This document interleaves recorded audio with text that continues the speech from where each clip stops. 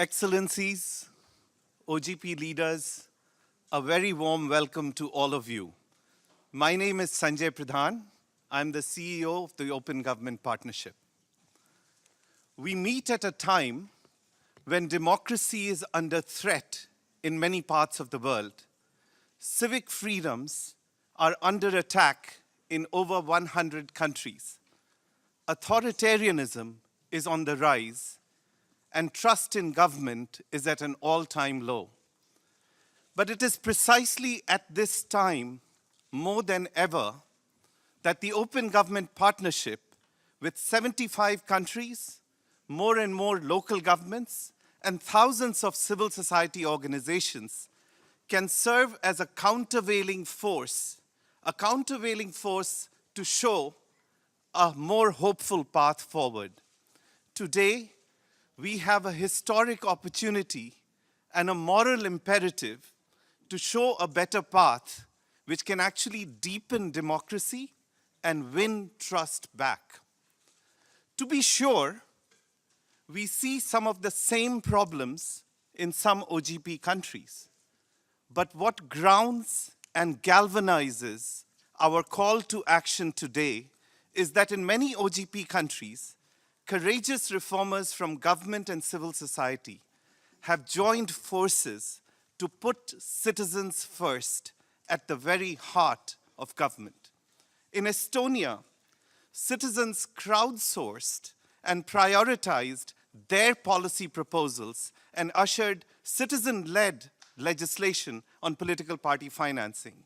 In Paris, citizens are setting their budget priorities to meet their needs.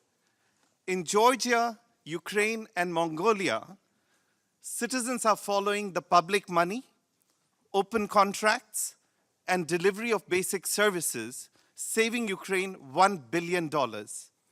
In Nigeria, to combat grand corruption, oil, gas, and mining contracts and company ownership is being opened for citizen oversight for the first time.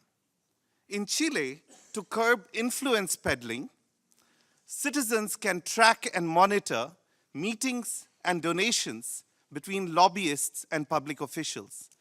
And at a time when several governments are shutting down voices, Latvia and Serbia are expanding civic space so more voices can be heard. These are inspirational reforms, but they are too few and too far between.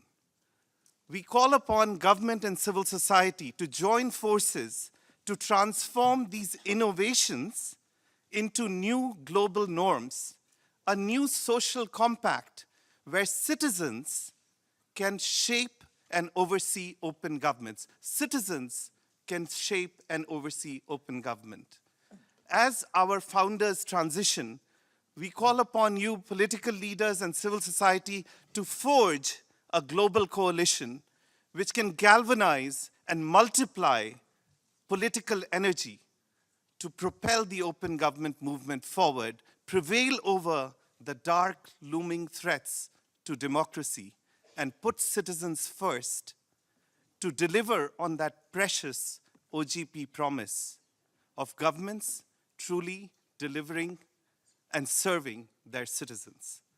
With this, I now turn to Manish Bapna, our civil society co-chair of OGP, to moderate the proceedings. Manish, over to you. Great. Thank you, Sanjay, for that inspiring call to action.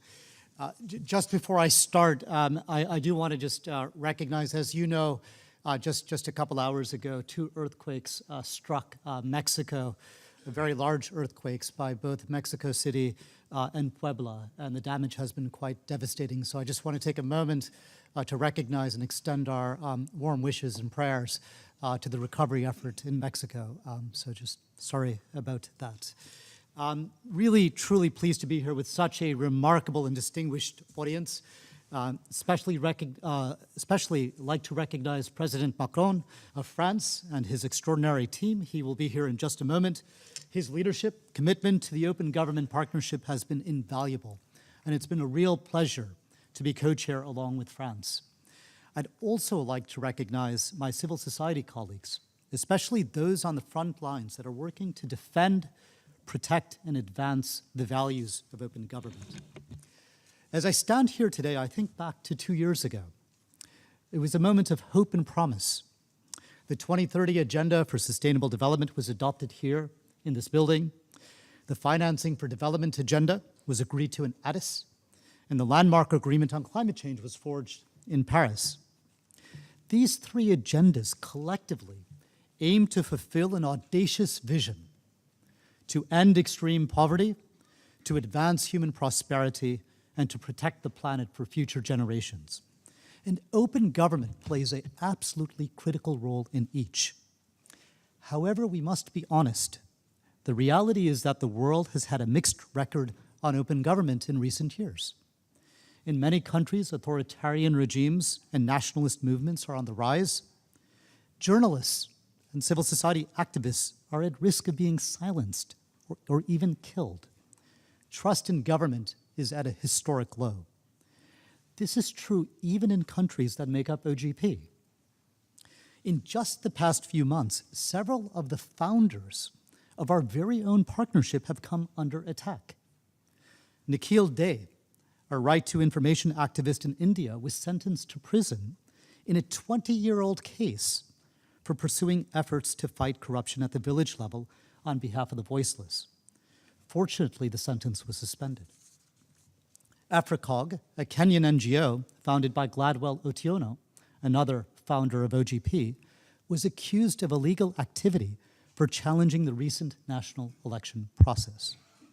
And last year, we had to suspend a country from OGP for the first time due to civic space issues. This isn't right, it's not acceptable, and we cannot remain silent. We must protect and promote the core values that bind this partnership together. What makes this partnership so unique and so powerful, what's in the DNA of this partnership, is a shared and unwavering commitment to civic space and to co-creation. And to achieve our mission, we must protect civic space, the bedrock rights of people to free speech, assembly, and association. Yet Civicus has reported serious violations of these rights in more than 100 countries, including 25 OGP countries. We must do better. Civic space needs to be a central component of OGP national action plans, and when governments violate the basic rights they promised to protect, we must speak up and take action. Second, we must stand up for co-creation. Placing citizens at the heart of OGP commitments is a promise we made as OGP. We must ensure that citizens have a voice in decision-making and that leaders listen to these voices. Only in this way can we restore trust between those governing and the people whom they represent. As President Obama said in his last OGP speech, those in power should serve the people, not themselves. The reality is that today, open government is at a crossroads. If the world is to take the right path, we must be firm in our resolve, live up to our ideals, and build the political will to deliver on our promise. Who then can guide us in the right direction? Fortunately, you don't have to look far.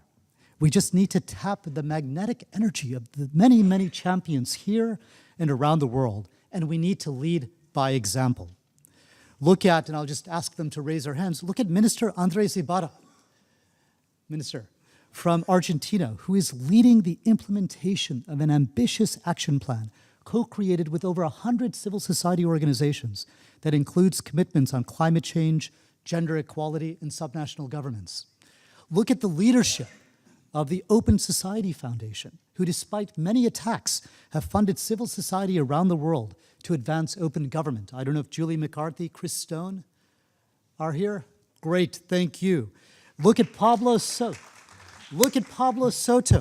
from the city of Madrid, who's pioneered platforms such as Decide Madrid to engage citizens directly in policymaking and budgeting decisions. Pablo. Look at civil society leaders such as Olesan Onenbinde from Budget, who's helping citizens to follow the money and governments to respond to their findings in Nigeria. Is he here?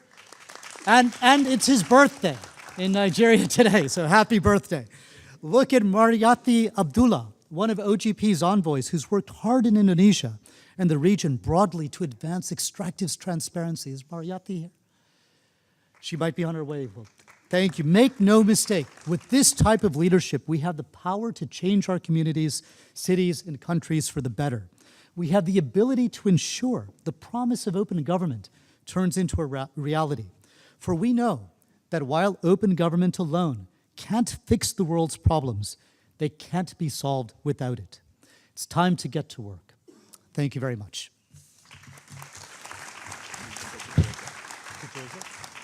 Okay, so we are now going to, we are delighted to have here the new lead co-chair from the government side, His Excellency Georgi Kirivashvili, Prime Minister of Georgia. Delighted to have you here, Prime Minister, and I'd like for you to take the floor and deliver your keynote remarks.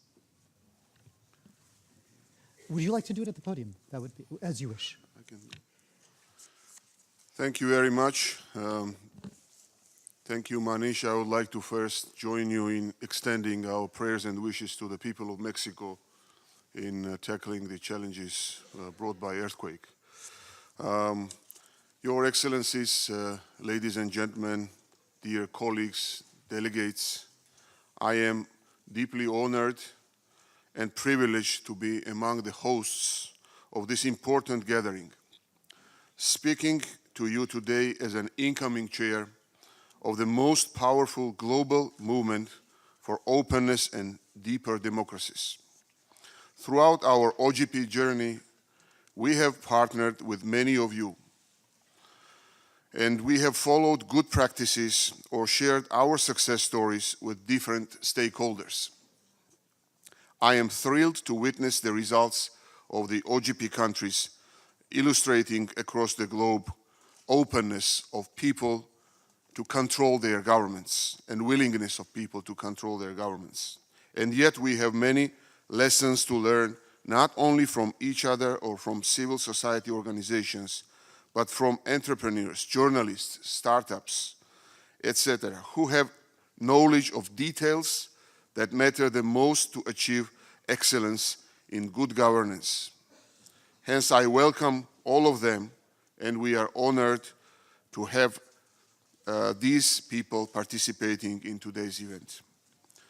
Notwithstanding the success, the theme of today's gathering is rebuilding trust in governance, an issue that requires a long-term strategy to tackle. I encourage all of you to use this time for exchange, debate, and collective reflection on how democracy can be reinvented. I would like to express our commitment to continue efforts of France to strengthen OGP, and I would like to thank our French friends and colleagues for their efforts. Dear colleagues, exactly a year ago, we met and discussed the vision on questions such as how do we plan for the next years to ensure that we deliver transformational impact in the lives of citizens. And let me welcome the President of France.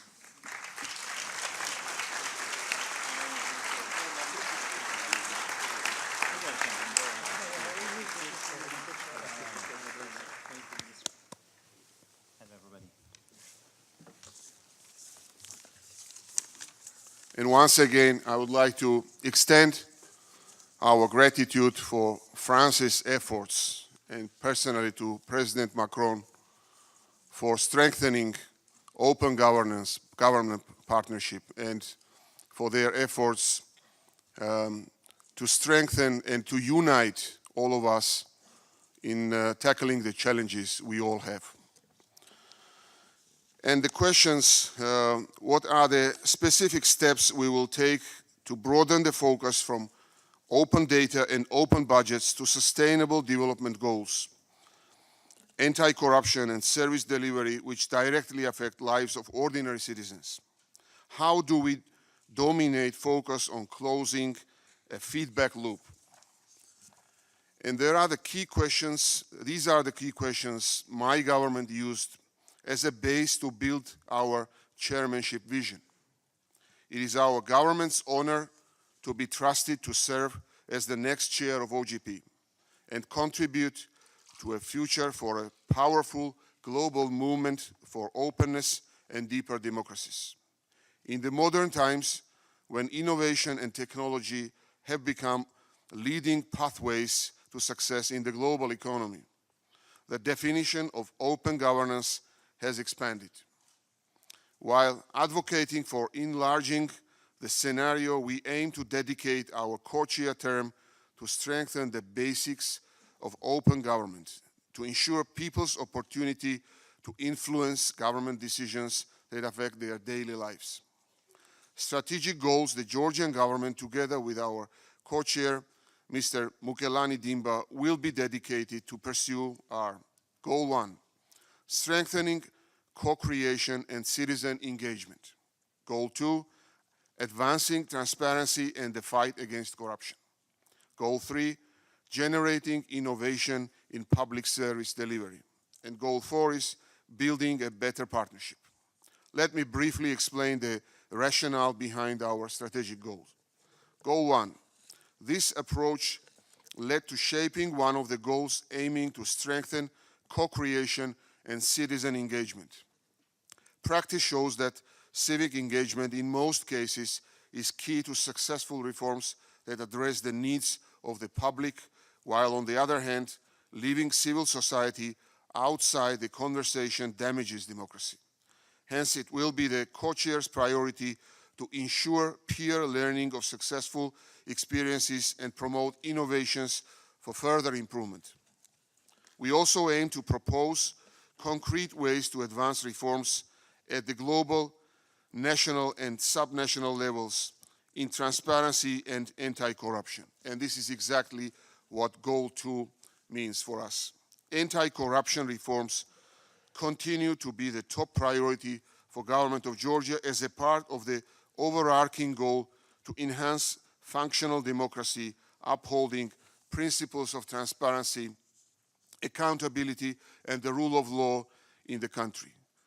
Georgia has a solid track record of combating corruption and creating institutionalized mechanisms for anti-corruption policy coordination and monitoring. Goal 3, we have also set a goal to promote innovation in public service delivery. Georgia has gone through rapid transformation with notable success. And our reform priorities include ensuring unimpeded and efficient access to public services, even for those living in remote villages. These efforts bring public administration closer to citizens through the production of services more tailored to the needs of users. Experience shows that improving the design and quality of public services, coupled with the efforts to foster public participation through closing the feedback loop, is a process that enables government to build a real bridge connecting each and every citizen. We are willing to work with OGP countries to generate new ideas and take the public service delivery to the level that better responds to our citizens' needs. Goal 4, regarding our goal to build a better partnership, we all come from different starting points and might have different priorities. However, strengthening the OGP is a common interest that should especially unite us. Today, OGP stands at a turning point where each of us should take responsibility in positioning OGP as a powerful global movement for achieving openness and deeper democracy, and as a countervailing force against the closing of civic space and distrust in government. And as we communicate the key values of OGP, let's emphasize the importance of inclusive approach of a governance as an indicator of success in achieving openness. Georgia prides itself to be among the few countries where all branches of the government are involved in the OGP process. We strongly believe that a comprehensive approach at the national level has defined Georgia's overall country performance in various directions. Hence, with the aim to foster the broadening of collective ownership of OGP domestically, we aim to encourage OGP participating countries to raise the bar of openness at the judicial, parliamentary, and subnational levels. I thank all countries for trusting us to serve as the chair of the partnership and stand ready to dedicate all our resources to make our tenure a success.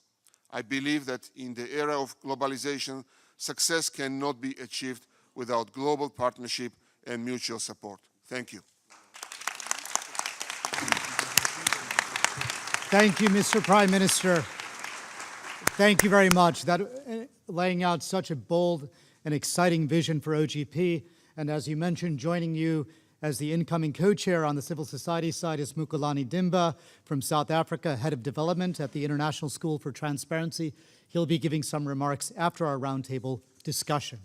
I now have the distinct pleasure to invite my fellow co-chair on the government side, His Excellency Emmanuel Macron, President of the Republic of France, to deliver his opening remarks. Mr. President, the floor is yours.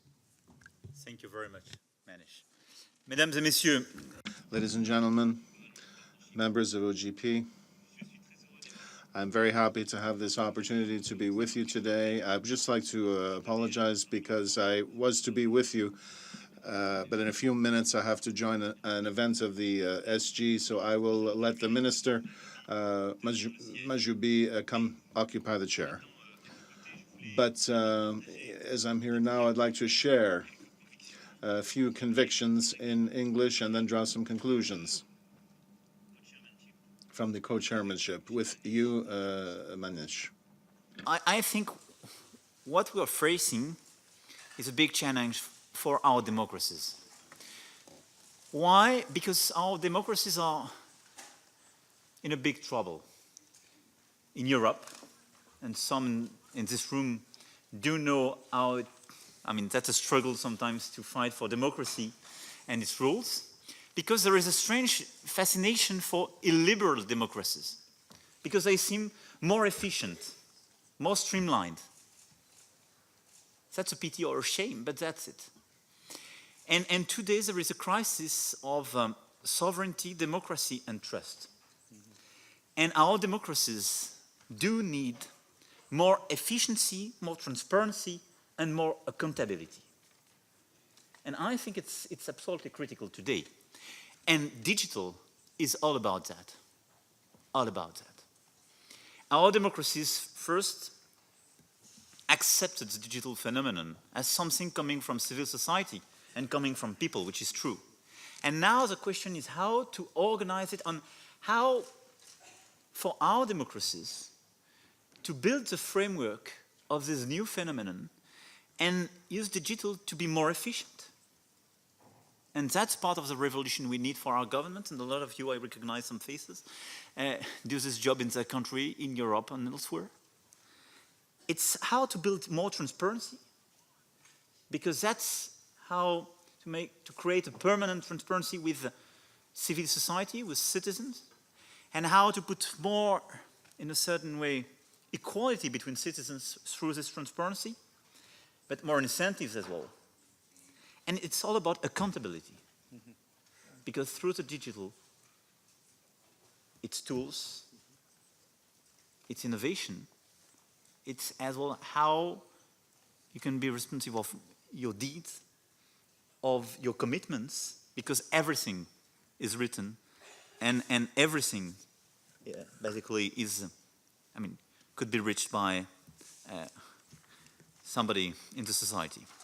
So I think that the question for our democracies, and all the people of this club today are very much aligned and convinced by that, but it's how to make digital an opportunity for our democracies, thanks to these three principles, and not just to accept digitalization, and not just to organize it apart from the classical rules.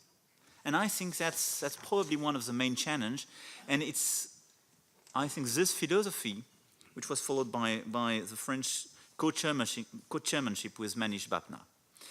Si je devais tirer en quelques mots In a few words, if I could draw some conclusions of the co-chairmanship that's finishing today, France had a main objective, which was to conduct some specific actions and to build the toolbox in a way internationally, which would allow us to have an impact in the life of our fellow citizens and to get into this transformation of our democracies.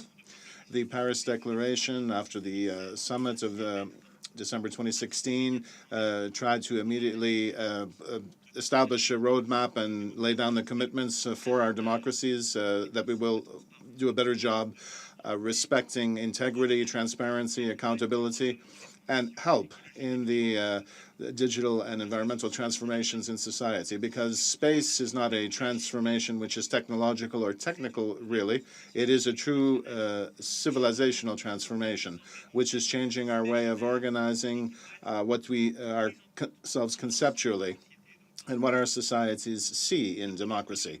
The first priority is climate and sustainable development, mobilizing technology to combat climate deregulation and to help the planet. The second priority is transparency, integrity, and anti-corruption. Throughout the world, the fact of corruption is growing in many activities, unfortunately. It's stopping socioeconomic development in a number of countries. It's really is diminishing the trust of our citizens, and it could, what I would like to highlight specifically is that given this toolbox, what has been done, we can bring in more transparency in the public area, the public domain, more efficiency of economies to reduce corruption. What saps trust, we want to attack that. And OGP is onto this with an international coalition on the Contracting 5. And the third priority are the digital common property. We initiated the development of this toolbox for open government because there too, this open platform, shared platform of all of us must be brought in to implement the principles I mentioned. We want to build new open government spaces with 6 new members into the OGP: Afghanistan, Burkina Faso, Germany, Luxembourg, Jamaica, and Pakistan. Local communities have a growing role, and they're absolutely essential for open governments. So I would like to welcome and thank Paris for its example, and all of those pilot program localities, parliaments, oversight bodies, administrative bodies are also in this movement, which for France is part of the part of our transparency offices and accountability offices.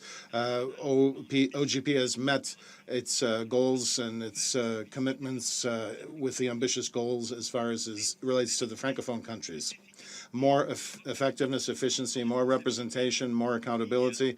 It's in this spirit that we have watered our actions that we are going to be conducting in the first few months of my mandate. By making our public life more ethical, more transparent, more digital, yes, but also by reforming institutional structures, which sometimes have been just stuck in their habits, just rolling along, but now participating in an open government with more online consultation and with institutional reform, which I will bring in the first quarter of 2018. So there will be more space given to civil society, to NGOs, to citizen groups to participate in establishing the norms and then always assessing it, because our democracies today, in a way, are stymied or have doubts that I mentioned a few minutes ago, that our citizens no longer accept being consulted every X number of years to elect a government, and then they give the keys to everything to the government. No, they want an ongoing feedback with information, ongoing institutional information that they can assess as to its effectiveness and decision-making, to evaluate, yes, but they also wish to participate in establishing the norms, standard building, to propose and to help build institutions, and this partnership then must move forward with these initiatives in this way. And France must set the example, and that's the OGP spirit that will feed these efforts that we will be undertaking. With Monir, our minister, we will continue to work so that there will be a new public action model and for social organization as well, because our democracies, digital democracies, will never be the same. And anybody that thinks that it's a technological change only that will be digested, allowing us to do what we always did, that's wrong. There will be a digital transformation, just like an environmental transformation. It's an in-depth change of our societies, our habits, how we represent. And so we must integrate all of this fully to bring them forward and to build the democratic framework that will allow us to meet these new challenges. We must organize our societies, bearing in mind the infinite possibilities for autonomy, access to knowledge, building intelligent cities, and we must learn to live together in a world where information becomes free and abundant. In a world of robotics and artificial intelligence, we must also bear in mind the risks of excessive concentration of these new powers. And we must deal with the new perils of cyberterrorism. And so you see, all we've begun to undertake, this toolbox I mentioned, and which is the institutional transformation and organizational transformation for public action, is thanks to the digital. But there are continents before all of us. Mr. Chairman, I don't want to scare you of your mandate, but new opportunities as well that will make us more effective and which will transform the way we govern, but also new risks that go along with that. We must meet these by building as well an environment that can deal with these, because if our governments do not take on these subjects, specific actors will take charge of the process, and anything that governments might do to protect their citizens will be upset if we don't deal with terrorism.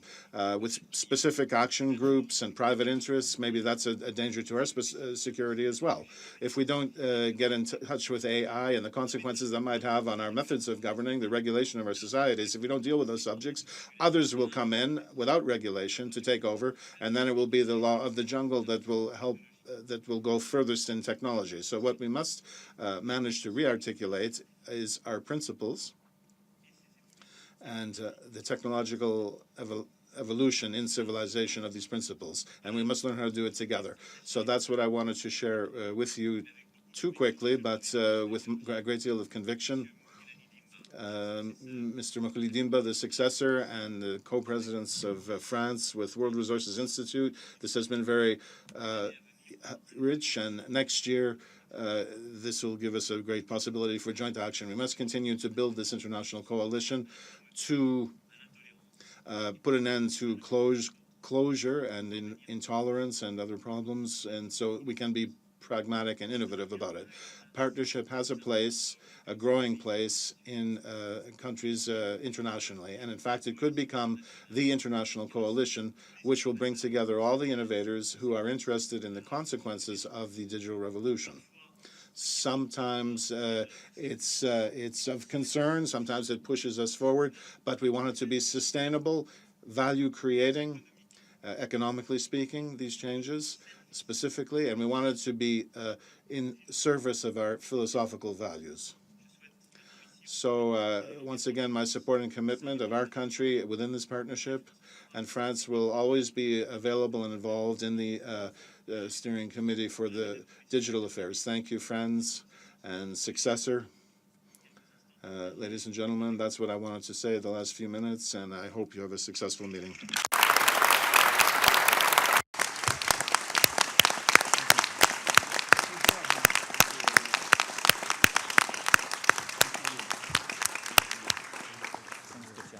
Thank you very much. Thank you very much. Brilliant speech, reinvigorating democracy, rebuilding trust in government. I think it cannot be overstated how important it is to have heads of state like yourself and the Mr. Prime Minister speak so passionately about these issues. If we're going to reinvigorate political leadership on these issues, if we're going to confront the challenges we're facing, The time that you take to speak out on these issues means a lot to this community, so thank you. Before, we're going to take a photo opportunity, if we could, for 30 seconds, and then we're going to move to our panel discussion. So if I could just ask the co-chairs, incoming and lead, maybe we'll just stand, where would you like to? Right, just right here, we'll do it here. Okay. Sanjay, please go.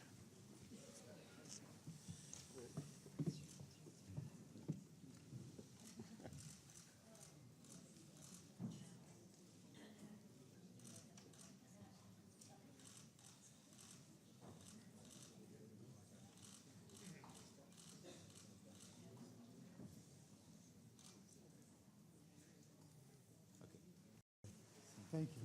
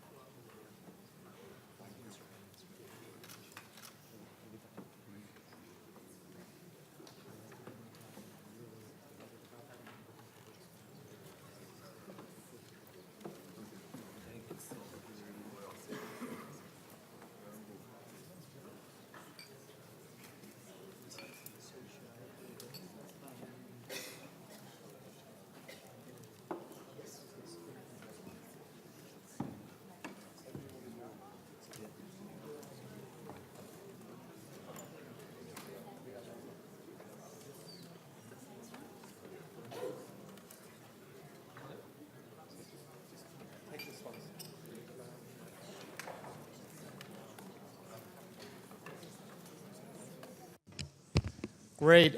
We are going to now move to our roundtable panel. We have a phenomenal lineup of speakers to talk about the issue of the day, rebuilding trust in government.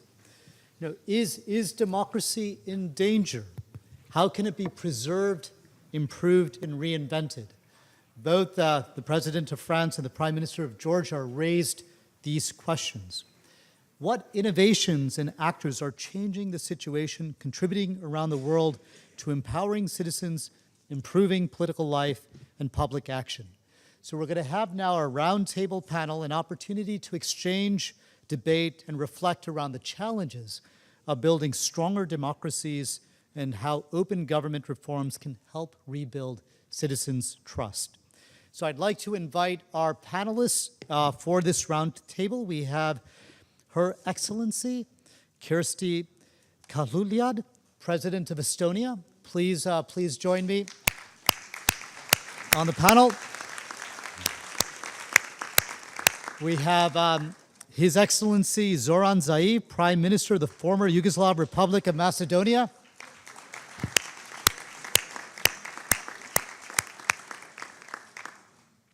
We have Winnie Bynima, Executive Director of Oxfam International and an Ambassador of OGP.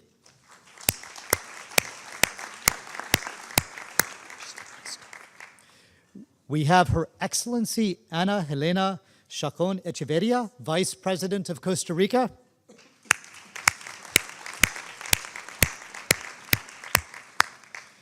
We have Franz Timmermans, the first Vice President of the European Commission.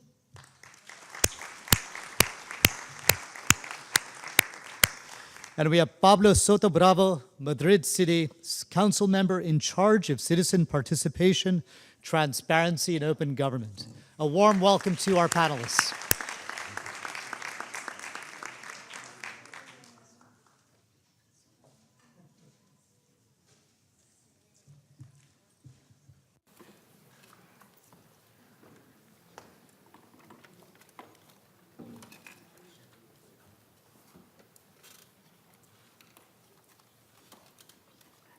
So thank you all for attending. And I'm really delighted to have you answer some of these very existential questions kind of on the future of open government. I want to start with you, Her Excellency Kirsti Kaluliad, President of Estonia. Estonia has been a leader in e-government and now has recognized recognized the need to move from e-government to participatory government. Can you say a few words about how you feel governments can leverage digital tools to regain the trust of citizens? Thank you for this question. First of all, I'm afraid I have to disappoint you. You have to have the trust of your citizens to start moving towards e-governance systems. Because one of the main obstacles of developing e-governance is if the people do not trust their government to handle the information which in the digital world the government will have about people. It's so important that people know that if the communication between the state and the people is in digital format, that this information about this communication is a secret, a well-protected secret, and that this information would never be used against people. So I would say, first of all, you need to start building the trust of your people. And if you then want to move on to the digital society and digital governance methods, the next step is to start with the simplest possible services. Also, I would advise, open your platform on which you are going to help your citizens to communicate with you digitally, also to the private sector. Because if public sector, private sector, and people are all on the same platform, that actually is a trust enhancement method. And it's very inclusive. From the day one, you will have similar opportunities from digital society, both for people, businesses, and also government. You must not put government above this process, because what you are going to do is you are not going to build a more automated bureaucracy. Because I'm sorry to say, if you just automate a big bureaucracy, you will have an automatically functioning big bureaucracy, and that you don't want. Not at all. It is change of society. It's societal change, complete societal change, where people realize that since the world has now moved into the digital sphere in big parts of our lives, our people are in the internet, our businesses are all in the internet. The element right now lacking very often is governments. They are not there present for their people. And I tell you one thing, in the analog world, as we call it in Estonia, the real world as still called elsewhere, in the analog world, governments offer their people the secure way of identification of themselves. This is called passport.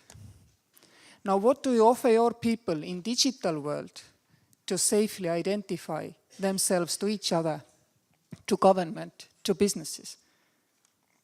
It's called digital identity, but there is a handful of countries only in the world who do offer this digital identity to their people.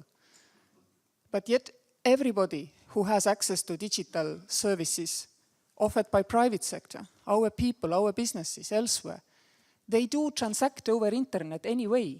In the cybersphere, they do transact. And where do they get the identification?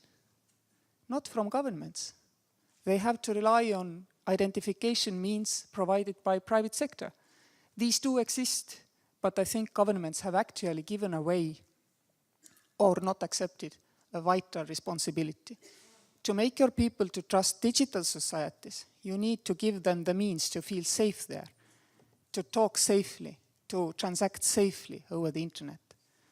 This is extremely important. And once you have understood what you are going to look for, a digital society which is safe in the internet, then it is time to start providing services. Start from something simple, school registrations, kindergarten registrations, or something which people really don't like to do, like applying for social services and queuing long time in the government offices. And gradually you will build up the trust of your people for digital societies. Yet you cannot do it unless you as a government accept also to be transparent and sincere with your people. Because you would have to tell your people, if you trust me with your information, me the government, I'll take so good care of you that every time somebody checks this information, you will know. You will get an automatic notification and you will always have the right to know. This is a big obligation for the government as well. But you have to take this obligation, and you have to really keep this promise which you make to your people. And in this way, you know, digital world can really be trusted, and digital governance can better be trusted than the analog governance. Because in analog world, you do not know who read your files. In digital world, you do know. So if you get over this barrier and you get the services out there and your people are using them and you are reporting back to them on if somebody checked their data, then you are going to have a co-functioning of government, people and businesses in the digital sphere, which will feel safe for people to use. It's trust building, but again, we are back to square one in this sense. You cannot start unless your people already trust you to a certain extent to go through with these changes. Thank you for your attention, and sorry if I have to leave early. My state speech in the General Assembly is coming up, so I'm on borrowed time here. Thank you. Thank you, Madam President. Hugely important topic. It's something that President Macron also spoke quite passionately about, the role of digital in the broader open government movement. I want to turn to His Excellency Zaev to talk a little bit about public participation. We know public participation in government is a fundamental pillar. Mr. Prime Minister, you've come into government with a big political mandate to restore trust in government. How can governments secure citizen engagement in a time when we currently face such a crisis of trust in public institutions? Thank you, dear Mr. Bapna, dear heads of states, media and civil society organization and representatives here, dear guests. First of all, allow me to express how honored I am to be present here today and discuss with you an issue that is important to both governments and the citizens.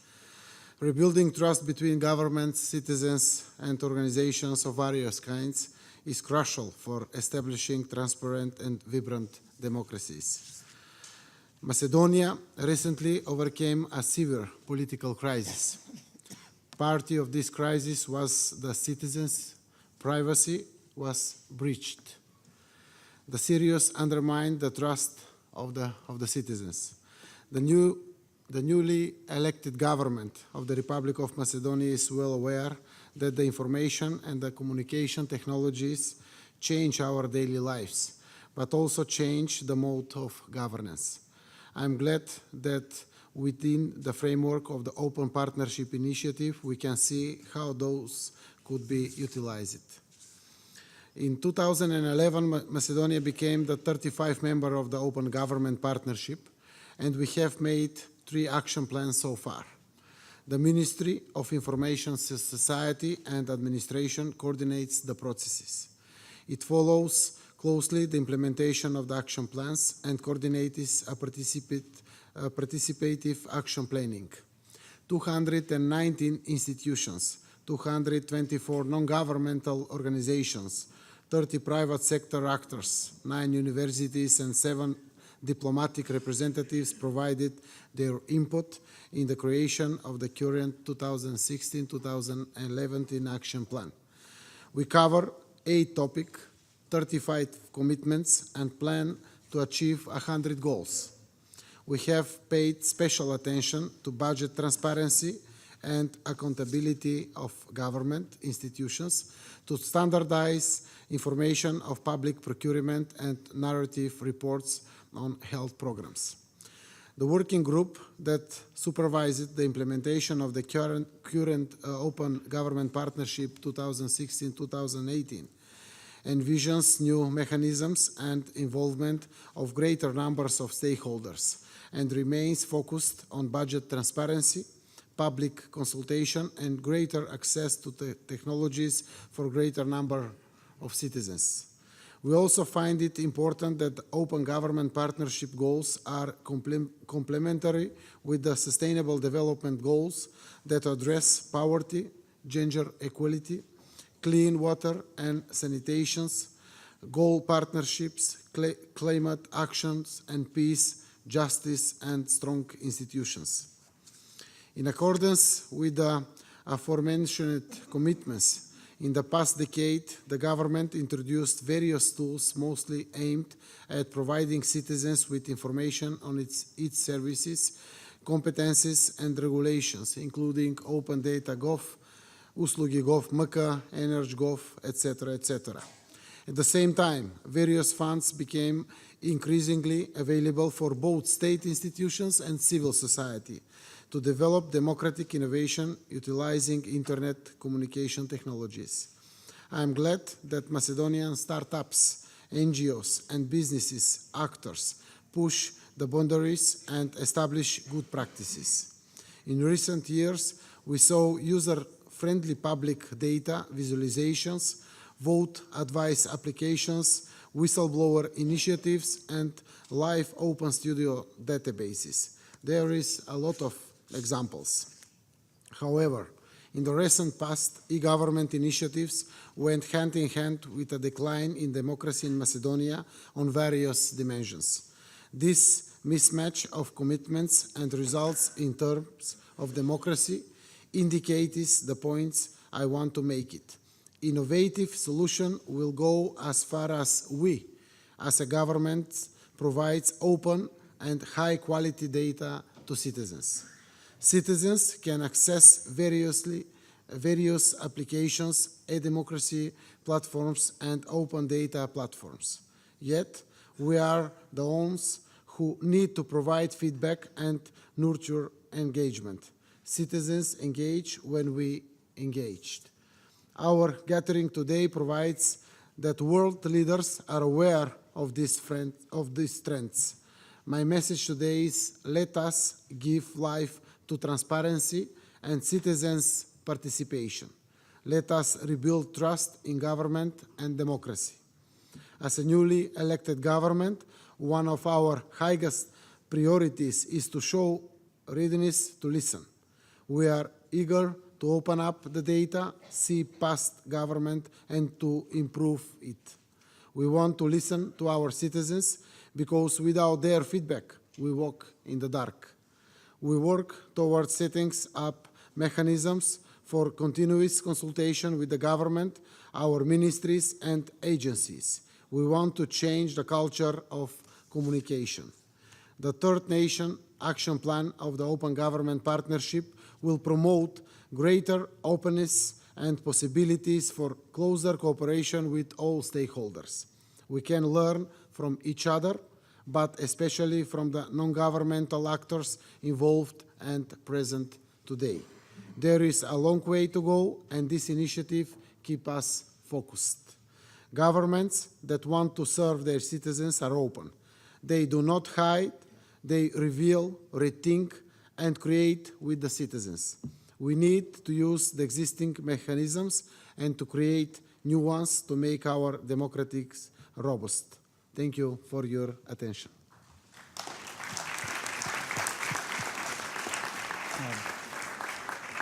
Thank you, Mr. Prime Minister. That topic of how to close the feedback loop, how to move from open data to citizen engagement to more effective policies and investments is going to be, I think, a very important theme for the partnership moving forward. And the story that you shared regarding what Macedonia is doing, hugely, hugely important. So thank you very much. I'd like to turn now to Winnie, the OGP ambassador, the executive director of Oxfam International. In the foreword to this OGP publication that you co-authored with Dr. Mo Ibrahim, you write about how process and values matter in policymaking. You lead an organization, Oxfam, that sets out to tackle poverty and injustice. How do you see the perceived gap in trust between government and citizens directly affecting people's lives, and what's driving the growing trend of decreasing trust in government? Thank you, Manish. It was an honor to contribute the forward together with my co-ambassador, Mo Ibrahim. It has got some really useful insights from practitioners, from thinkers, on why there's a loss of trust in public institutions and how we can regain the trust.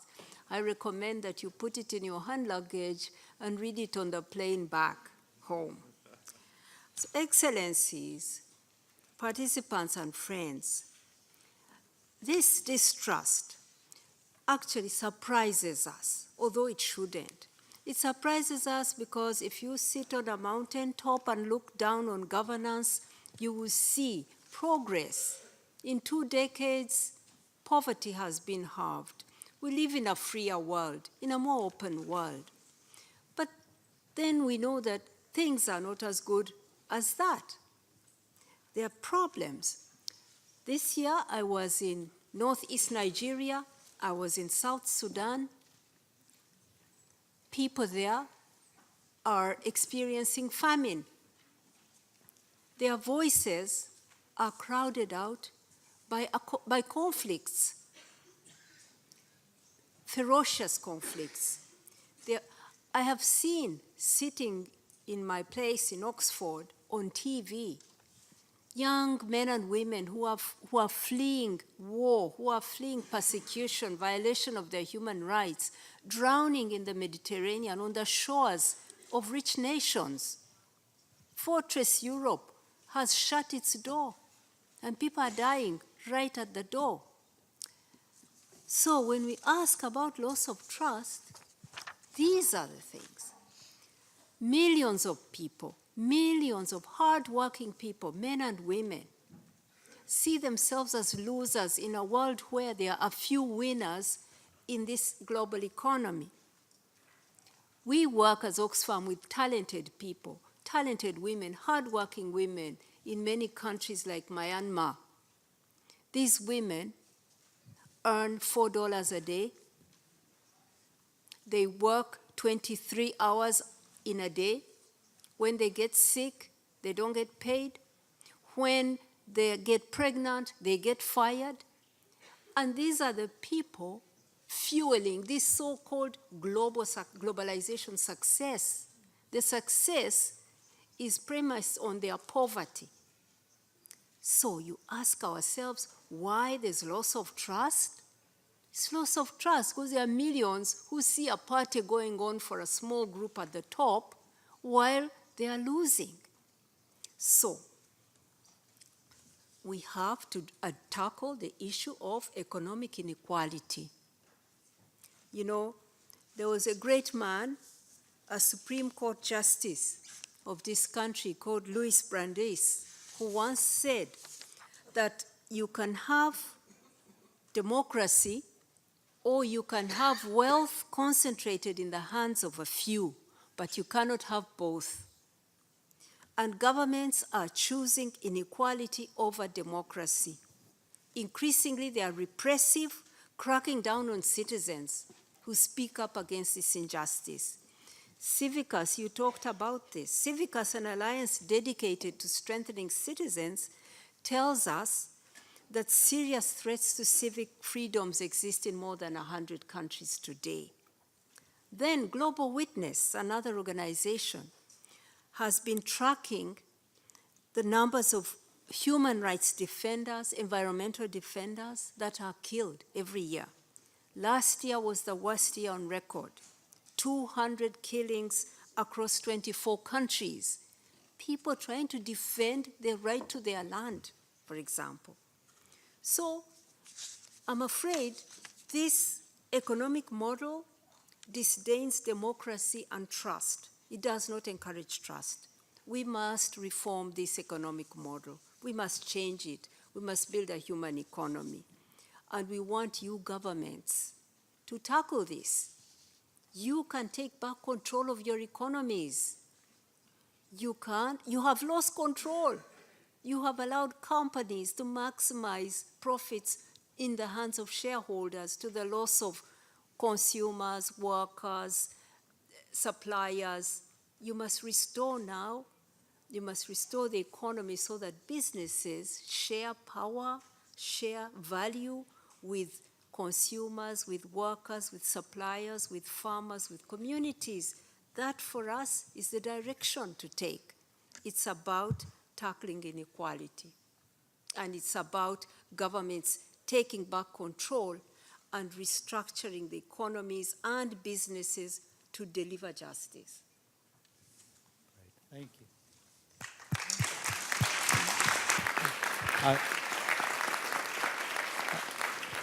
I was really struck by that quote that from the Supreme Court Justice, governments can have democracy or inequality, but not both. And I just, Winnie, you and Oxfam reminds me of another quote from Albert Einstein. It's not that I am so smart, but I stay with the questions much longer. And I think you and Oxfam stay with the questions much longer to really get at the underlying root causes. So thank you. We have designed a new measure, an index. We call it the Commitment to Reduce Inequality, CRI. And we're going to be measuring governments. We've ranked 154 countries so far on how committed they are, how much they are going forward in putting in place policies to reduce inequality. And there are three areas: progressive and effective taxation, spending on health, education, and social protection, and thirdly, commitment to policies on minimum wage, the rights of workers, and on conditions of work. Three areas. These can reduce inequality. And we're going to be telling you who's doing well and who is not. And that would be hugely relevant for OGP, because if we care about open government, if we care about democracy, we must reduce inequality. Franz Timmermans, Mr. First Vice President, you gave a widely praised speech here at the UN Security Council as Dutch Minister of Foreign Affairs after the Malaysian plane MH17 was shot down over Ukraine.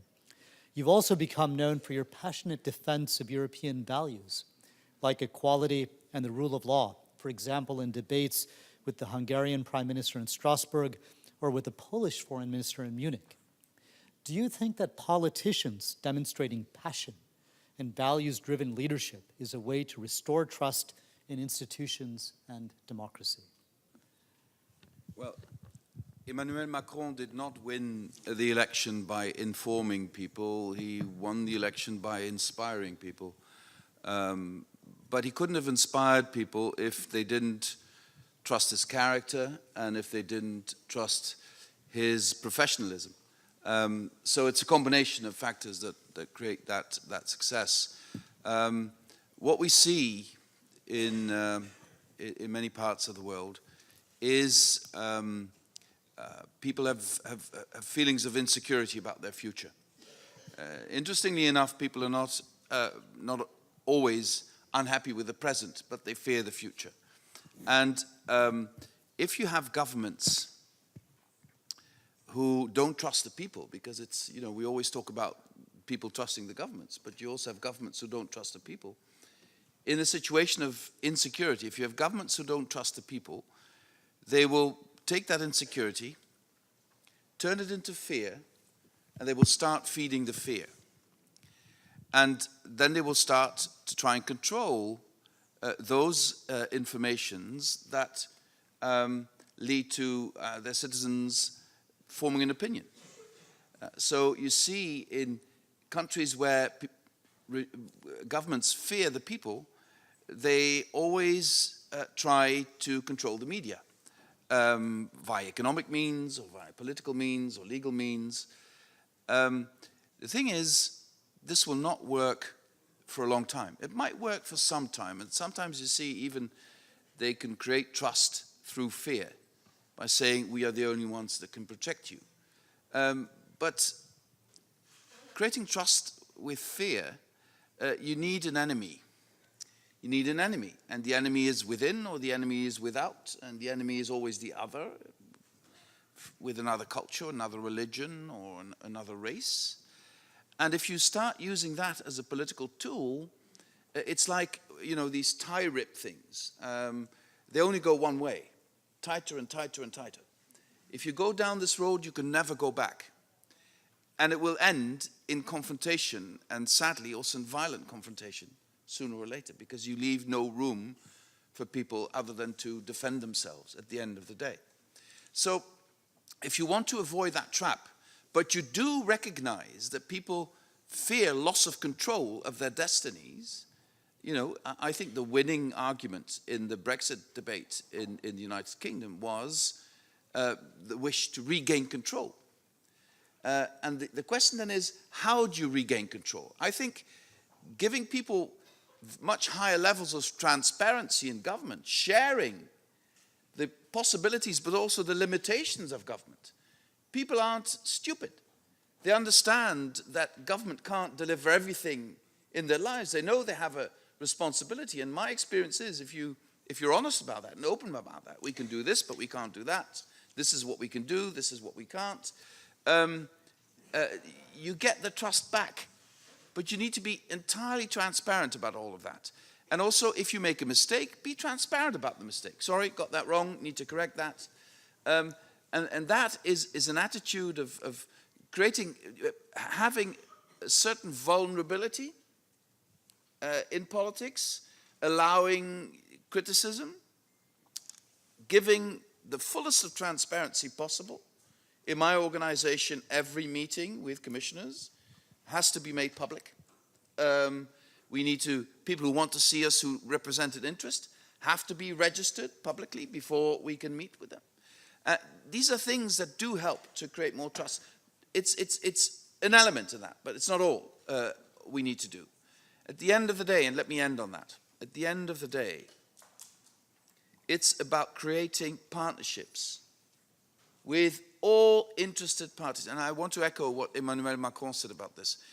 We are no longer in a trust me society. We can no longer get a vote once every 4 or 5 years and then say to people, trust me, we'll take care of it, and at the end of the day you can judge whether we did right or wrong. We're in the show me society. People want to see what we do and they want to be able to judge what we do on a daily basis. And if we don't adapt our political systems to that, I think the temptation to then go for the alternative in pandering lies and half-truths and creating fear in society as a means of retaining political control, that is really something that's happening too often in many countries today. And that's why my proposition is, don't only look at it from the angle of citizens who don't trust their governments. Turn it around. There are also governments who don't trust their citizens, and that dictates their behavior towards those citizens.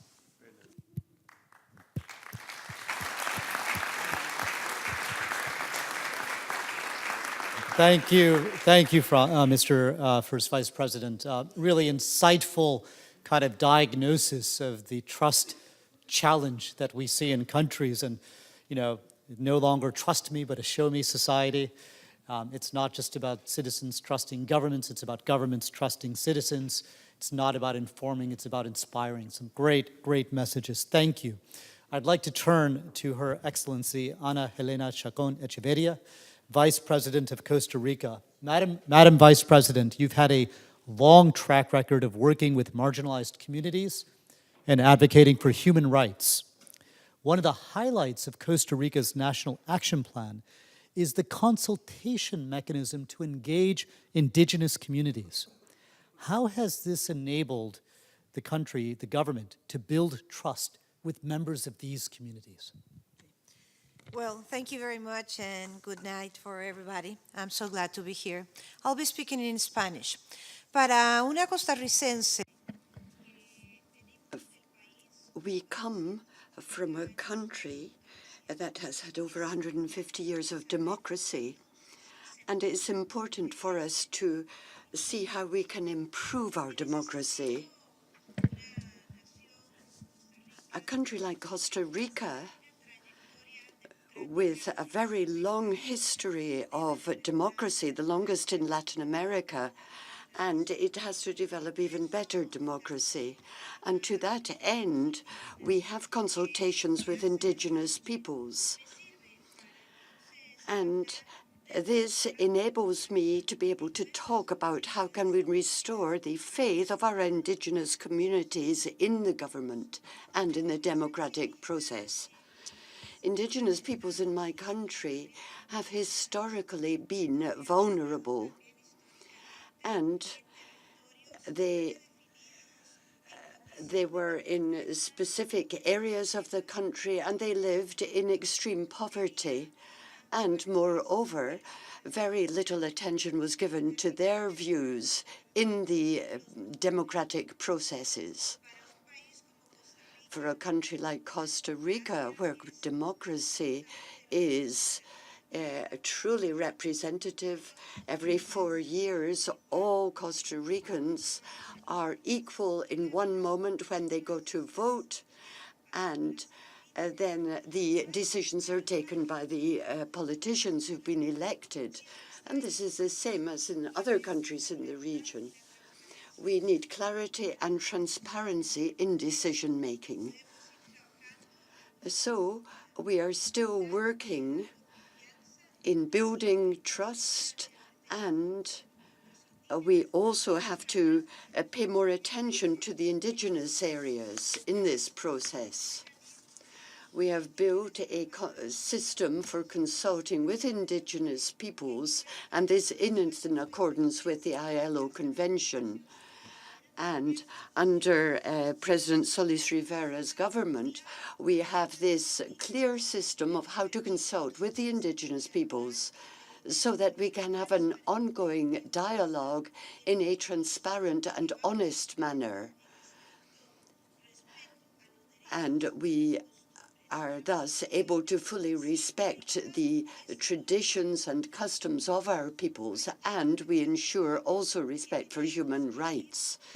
There are some areas where we have to really focus on protecting human rights. And here, I do believe that Costa Rica has tried to defend the human rights of all of our people. And as Second Vice President, we have developed a dialogue, ongoing dialogue for affirmative action for persons with disabilities, and also for peoples who, in historical terms, have suffered from vulnerability. And also, there is an active LGBT minority, but they have been very active in our country. And so we are ensuring active participation where we listen to what people have to say. This is the only way of improving democracy in a country which abolished the army in 1940 and has now been focusing on education. And also we try to invest in universal health care, and we try to reduce inequalities. Women are affected by inequalities even in our country, and we need to have a budget which is gender sensitive so that we can take account of indicators which measure any inequalities that we have to combat. So we have a OGP plan of action, and we are trying to make sure that our investments are made so that we invest in social groups that need our assistance, rural persons, those with disabilities, and all the different businesses. And we try to improve the quality of democracy by listening to people. And there is always an open dialogue so that we can govern with transparency. And that is our slogan. We govern with transparency. Thank you very much. Thank you, Madam Vice President. Hugely important, just connecting that to what Winnie said earlier about democracy or inequality. And then you think a bit about, what this community has agreed in terms of the Sustainable Development Goals and leaving no one behind. If we're serious about eradicating extreme poverty, of leaving no one behind, how we engage, listen to, respond to the needs and the interests of those that have typically been disadvantaged is hugely important. And I think some of the innovations that you have demonstrated in your country are important lessons for all of us to learn from. So thank you very much. I'd like to now turn to Pablo Soto. Bravo. Madrid City Council member, as I mentioned earlier, in charge of citizen participation, transparency, and open government.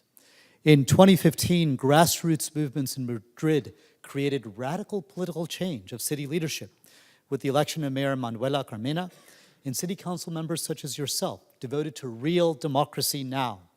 How has the city of Madrid delivered on their promise to engage people power, and what role can subnational governments play in building the trust of citizens? Pablo. Thank you so much. Now, can you hear me now? Yes.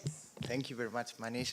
Thank you for the opportunity to have a councillor of a city like Madrid to be able to come here to the United Nations headquarters to speak with such a big number of interesting people and tell something very important that we come to tell you. Well, the first thing I wanted to clarify is that if people don't trust governments, they are right. They are right not to trust the government. If you ask anybody in the street who has the power, he's going to say probably the government. So the deal is that as long as the governments keep the power from themselves, people is right not trusting them. Now, to understand what happened in 2015 in Spain, I need to go back a little bit to 2011, the 15th of May 2011. Something happened in Spain, unexpectedly, a demonstration in 50 cities at the same time. It was a demonstration that was not baked by political parties, traditional political parties, or workers' union, or traditional associations, and the slogan was "Real Democracy Now." And suddenly, hundreds of thousands of people all over the country took the streets and say, "We are the people, and we want a real democracy. It's not about what party are you into it. We need to solve all the problems, and the solution to all the problems is democracy." That was something that really changed the feeling in Spain. And 4 years later, nobody in the big old traditional parties had listened. So there was these local elections in the more than 80 cities and villages in Spain, and people created new parties on every city, and they won the election. They won in Madrid, they won in Barcelona, we won probably all of the big cities, and many tiny villages as well. And what we did was, well, what we were asking for in the streets. We were thinking, okay, real democracy, what is that? Well, the thing is that if people take the decisions, they have the power. If government takes the decision, people don't have the power. People will only have the power one day every 4 years. So we gave people power, and people in Madrid is taking the decisions directly. People in Madrid decided to remove traffic lanes from the main, like the Broadway of Madrid, Gran Via, so people could walk over there. The building is going to start like in 2 months. They decided to spend 160 million euros in more than 500 projects all over the city, changing all the city, creating, for example, houses for women victims of violence, or creating daycare spaces and centers for Alzheimer patients, or creating help for buying books for families that probably have kids and don't have the money to buy books. They decided how the city is created from now. But how did we do it? Well, we used several different mechanisms, some of which I'm sure you all know. You'll know that what's the participatory budget, right? It's a part of the budget that directly the people decides. We use another different also, which is very powerful, which is, we call it the people's proposals. Basically, when somebody makes a proposal, if he's able to gather the support, the signature of 1%, just 1% of the people in Madrid will vote the proposal. But not the politicians, the people will vote. And if the people agrees with that proposal from that citizen, the government will have to obey.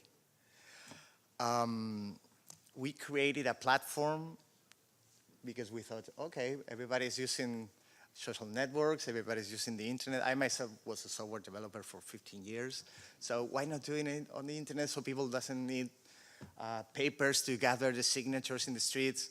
So we created Decide Madrid, and oh my God, people used it. 330,000 Madrilenians use it. I think that only Facebook has more users from Madrid.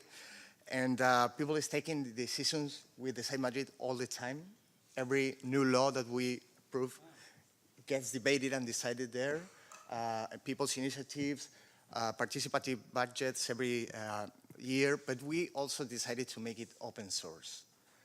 Because when we were talking about trust, we thought, well, people probably won't need to trust if they see what it is actually going on inside the machines.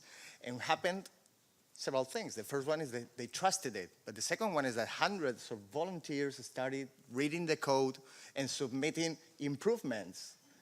And the third thing that happened was that more and more cities took the code. The first one was Barcelona. They call it Decidim Barcelona. But now more than 50 cities all over the world use this technology that they also build with us.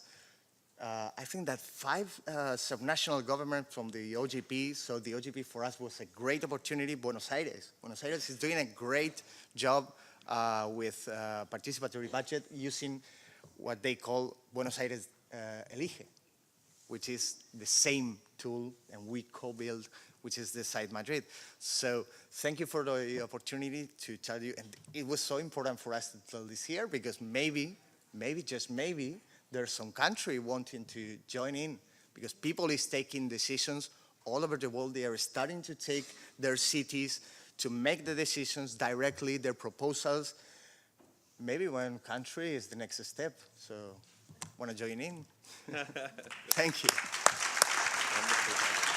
Great. Thank you, Pablo. Such a a vivid example, kind of an open government. And as many of you know, Madrid is one of the pioneer cities in the subnational pilot program for OGP. And it was the success that you heard in Madrid and many other subnational entities around the world, which is why we are planning to expand this pilot program into something bigger, because this type of reform can take place not just at the national level, but at many different levels in government. So thank you, Pablo. Please join me, a warm round of applause for all 6 of the panelists. Thank you for joining us. Just it reminds me, I have young kids, and they still read kind of Dr. Seuss, and my younger son came back to me with this quote, and it just reminds me of all of you from the Lorax. Unless someone like you cares a whole awful lot, nothing is going to get better. It's not. And I just wanted to thank you all for your time and your efforts. Okay, so we are going to change the tone a little bit. We got 2 more short pitches from people working on real life kind of innovations on the ground. We're going to have Tanya Aitamorta, who is a postdoctoral scholar at the Crowdsourced Democracy team at Stanford University. If I could ask her to please come up, and we are going to have also Olisem Onijbende, the co-founder of Budget It, going to give you short, brief pitches on some of the interesting innovations that they are doing around open government. So let me give it over to Tanya. Clear some sense.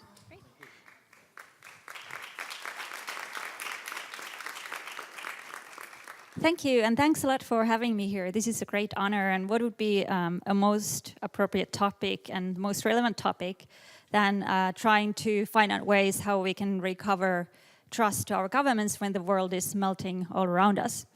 Today I want to talk about the value of open government practices, and we have been talking about that here and keep on talking about the topic for the next still 30 minutes and so. But I want to emphasize, what do we mean with open government methods and practices, and the value of those practices. Why are we actually doing those?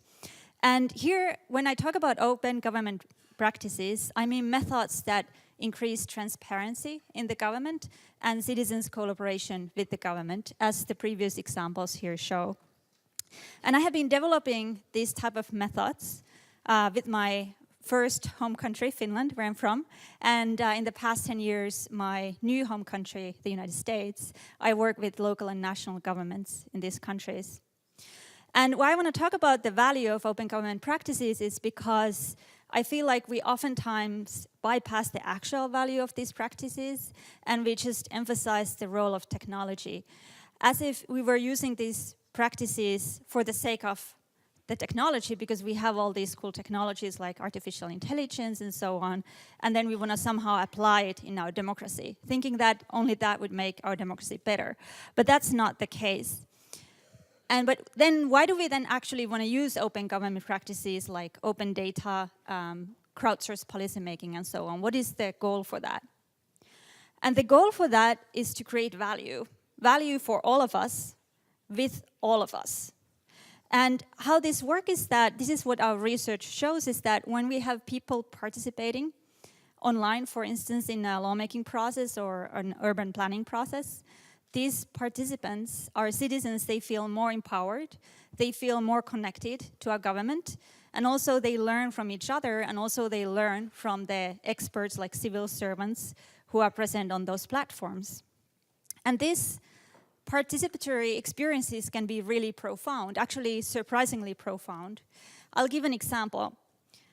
In Finland, the Ministry of the Environment decided to use crowdsourcing in a law reform process. The law was about off-road traffic, so it regulates where people can ride snowmobiles in Finland. That's a very important topic, of course. Finland is like the Alaska of the United States. And crowdsourcing here means that people were invited to submit their comments and ideas to the law online. So the Ministry of the Environment decided that let's not do the law reform only by ourselves like we typically do it, but let's invite the citizens to participate with it. And then in my study, I interviewed many of these participants who submitted their ideas online. And one of them said a really profound quote that I want to tell here. And many others' comments also echoed this. So this person was called Jaska. He was a very regular Finnish man living in a very remote area.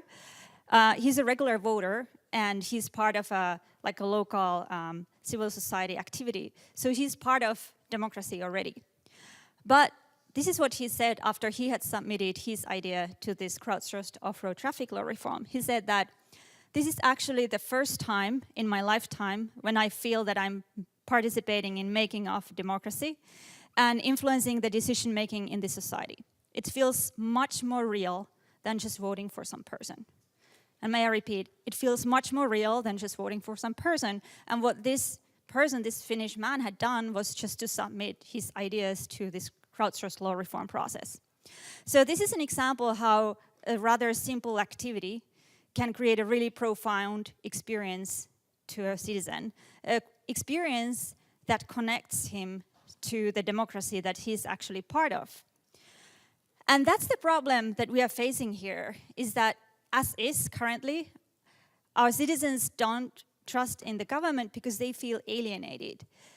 They feel that the government is done for the other people, not for them, and it's done by the others, not by them.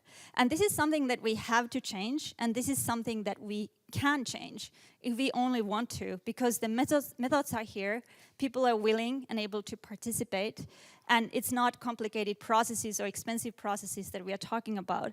But the change should start from us. If we as experts and country leaders want to implement open government practices, we can really do it. And that's what we should do, because nobody else in this age will be doing it, and we really owe it to our citizens. Thank you.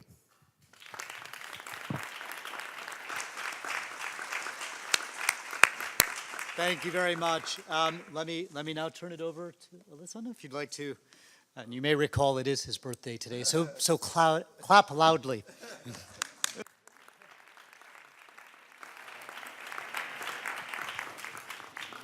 All right. Thank you very, very much. very great opportunity to speak to you.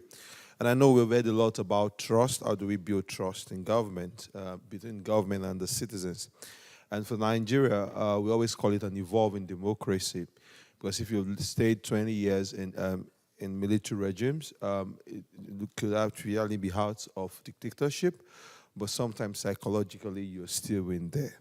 And something the OGP has done effectively for our organization, for civil society in Nigeria, is to create a formal structure where government and citizens have a permanent dialogue mechanism to talk about issues that really, really matter to them.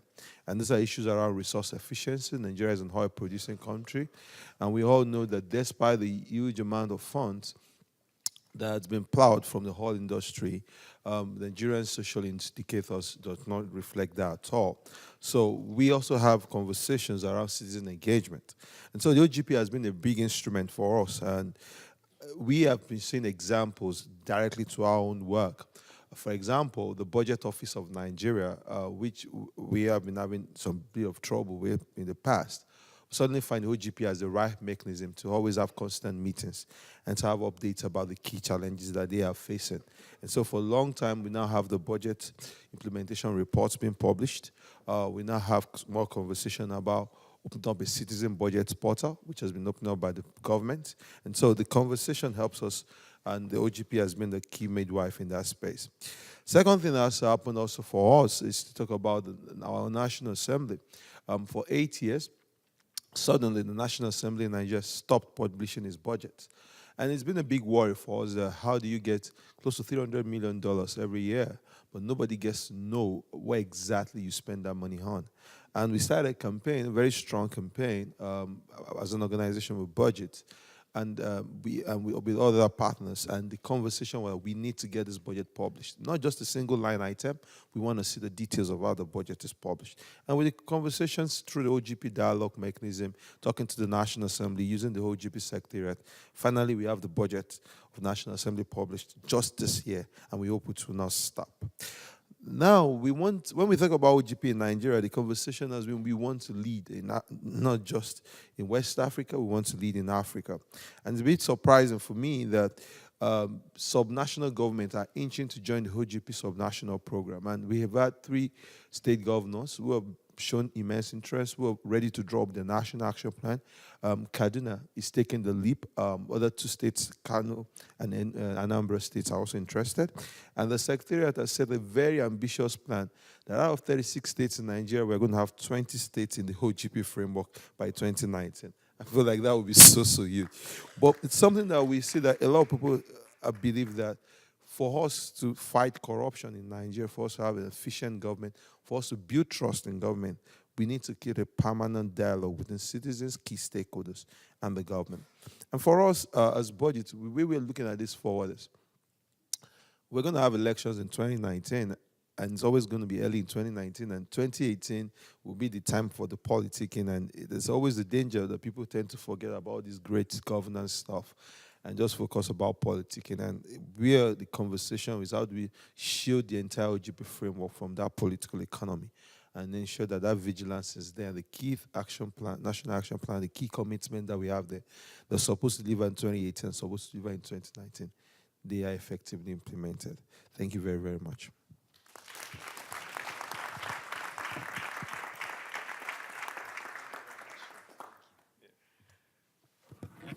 Thank you. Incredibly inspiring stories of real-world, innovations related to open government. And now also my real privilege and pleasure to introduce once again the incoming co-chairs for the Open Government Partnership, the government of Georgia, Minister Thea Sulukiani and Mukulani Dimba. Minister, over to you.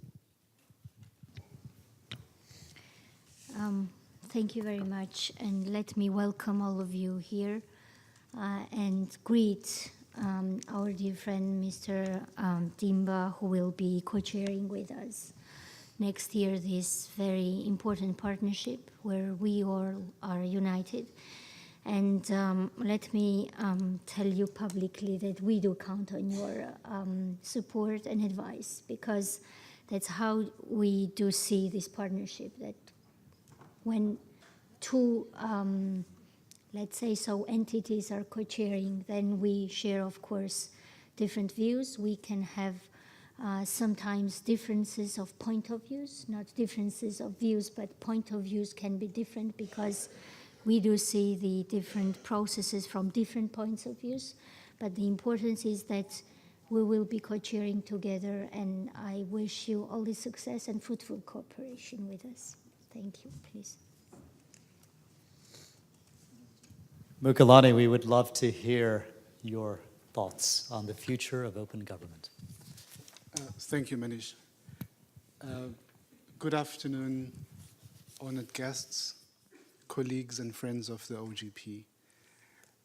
Before I make my short input, I would like firstly to thank my colleagues, both from the government side and the civil society side in the steering committee, who have entrusted in me this responsibility to be one of the lead chairs of the OGP.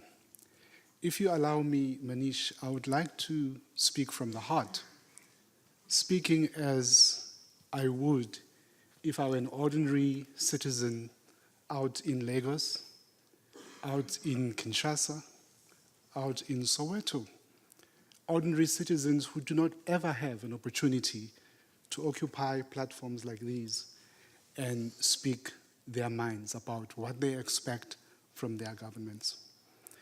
We meet here today under the theme, how can open government help rebuild renew democracy and rebuild citizens' trust? Meanwhile, the theme for this year's UNGA session is focusing on people, striving for peace and a decent life for all on a sustainable planet. Both these themes speak very directly to my own motivation for being part of the OGP community. I was born in apartheid South Africa. I was born during a time when apartheid was at its most brutal. The apartheid system was a system of government which operated in total secrecy. It was a system of government that was vicious, it was brutal, it was operating in a manner that had no connection whatsoever with the needs of the people. Therefore, when I think about issues of governance, my key reference point is the apartheid system. And through that reference point, I get to analyze what governance should be, what governance should not be. And so, when I think about how we advance open governance, I tend to draw from that experience. In my experience, I've witnessed the liberation movement in South Africa defeat the system of apartheid and introduce a new vision, a vision of a government chosen by the people, a government that is there to provide the needs of the people, a government that is accountable for its own actions. While the apartheid governments were loathed and feared, the new government was supposed to be a government that enjoys the trust of the people. So when the first democratic elections in South Africa took place in 1994, I was only 17 years old and therefore did not qualify to vote. But I did try my luck. Unfortunately, I was found out and never made it to the voting booth. However, that vision of what a government should be is the one that has stayed with me all my life and has influenced my own career choices. I believe that open governance is not good just in and of itself, but it's good if it really changes fundamentally how governments deliver services to those that depend on government services for their dignity and their survival. As co-chairs, the government of Georgia and myself intend to encourage OGP member countries to link OGP to the Sustainable Development Agenda. We want to encourage OGP governments and countries to develop national action plan commitments that relate directly to the realization of better outcomes in governance, access to justice, and socioeconomic rights. I appeal to OGP countries to place the daily needs and concerns of your people at the forefront of your OGP innovations. The strategic refresh process has identified public services as a promising area in which OGP can help deliver reforms that speak directly to the needs of the people. Citizens can bring an unprecedented scale of eyes, ears, and voices into the process of service delivery. They can help monitor the allocation of public resources. Governments can invite and enable a sharpened focus on real issues with real and concrete outcomes for the people. This creates more appetite for participation by citizens and builds trust in government. For example, we have seen some of the OGP commitments that speak to this issue. In Seoul, South Korea, we have seen how citizens' trust in the public water supply system has increased. The tap water consumption has also gone up 20% after government began to publish real and accurate information around the quality of water being delivered to people's homes. There are a number of these good examples. However, they still remain few and far apart. They are few and far in between. It is clear that we have a huge task ahead of us to make the OGP that great enabler of the efforts aimed at meeting ordinary people's lives. Manish, I would like to conclude my remark today by drawing back to that great South African hero, Nelson Mandela, who, when he spoke at the UN General Assembly 23 years ago, he said, "The society we seek to create must be a people-centered society. All its institutions and all its resources must be dedicated to the pursuit of a better life for all our citizens. The better life must mean an end to poverty, to joblessness, to homelessness, and despair that comes from deprivation. This is an end in itself, because happiness of the human being in any society must be an end in itself." What Nelson Mandela said at the UN 23 years ago still holds even today, and it can be said to the OGP. Therefore, I would like to invite you all to do whatever you have in your ability to link OGP to what your citizens, your communities are most concerned about. And these are issues of dignity. These are issues of sustaining livelihoods. Thank you.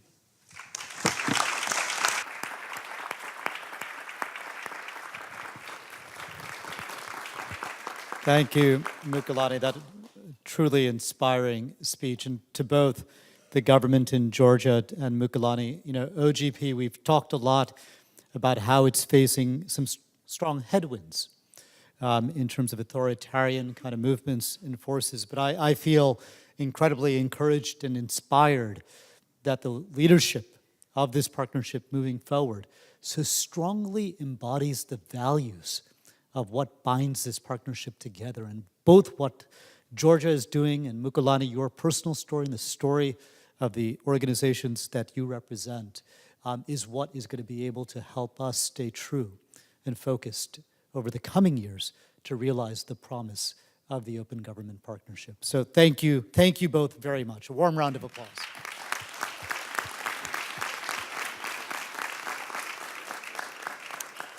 I have one final remark to make, but Sanjay has a remark as well. So I'm wondering, mine might close the session. Yes. So maybe if you would like to. So I just wanted to take this opportunity as we are transitioning from the outgoing chairs to the incoming chairs for the whole community to join me in thanking very much the government of France and Manish Papna, WRI, for an outstanding, please stand. Please stand, come on.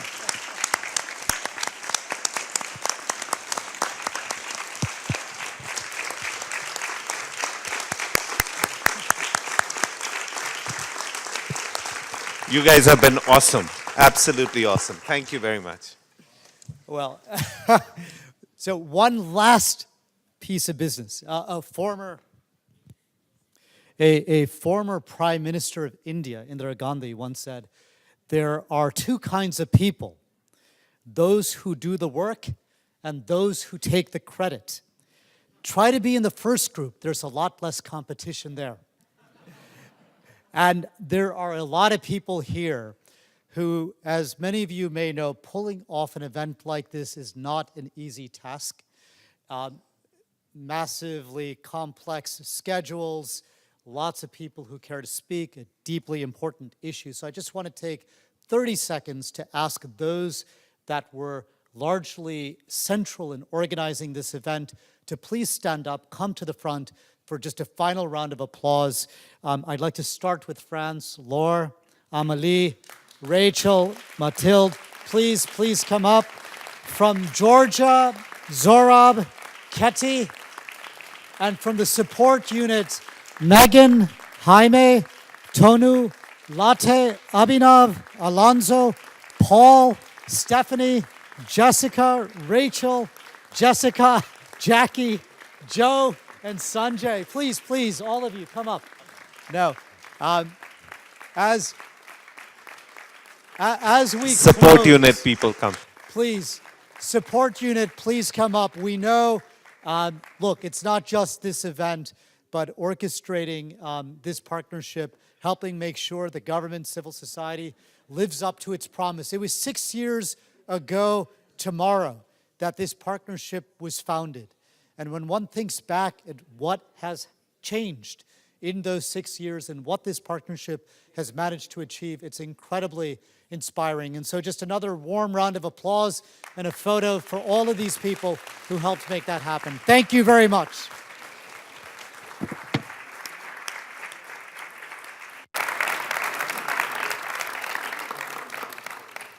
Thank you all. Have a good evening.